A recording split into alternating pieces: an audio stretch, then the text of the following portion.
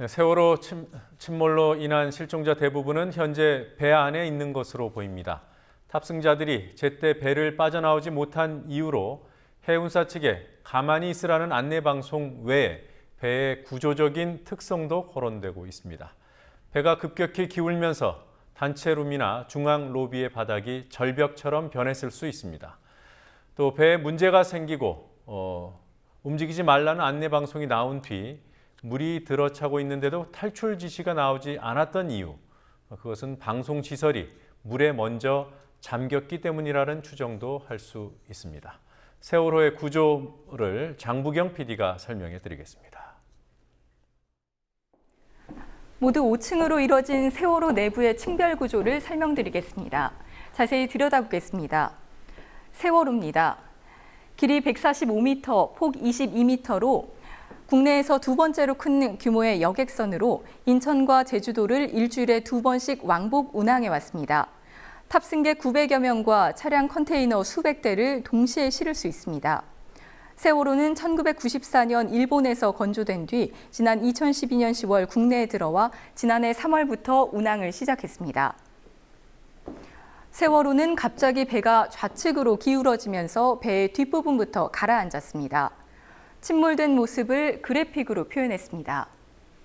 아랫부분인 1, 2층은 화물과 차량을 싣는 화물 적재 공간이고 탑승자 객실은 3, 4, 5층에 위치해 있습니다.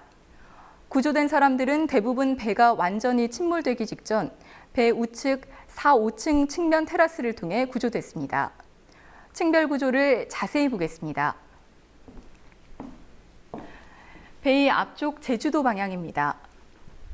먼저 3층입니다. 3층은 수백 명, 수십 명 단위의 단체실들이 모여 있는 곳입니다. 배 오른쪽 바깥 계단을 통해 승선하면 바로 나오는 곳이 3층 로비입니다.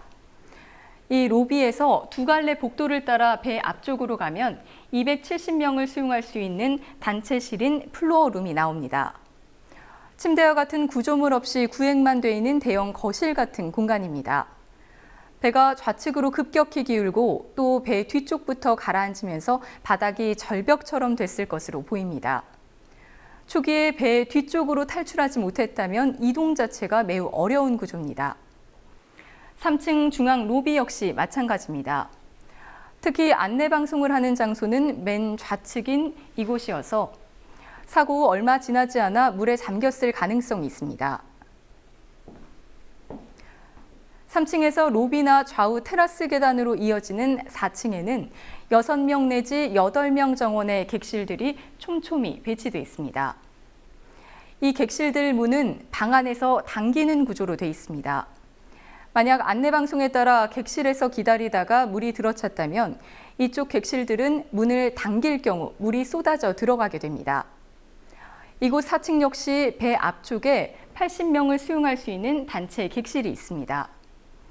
일부 생존자들은 배 왼쪽 테라스에서 바다로 뛰어내렸고 가장 늦게 잠긴 오른쪽 테라스를 통해 구조되기도 했습니다. 끝으로 5층입니다. 5층은 특실에 해당하는 로열룸들이 있는 층입니다. 배 양측에 캡슐형 구멍보트들이 있었지만 거의 사용되지 못해 안타까움을 더했습니다.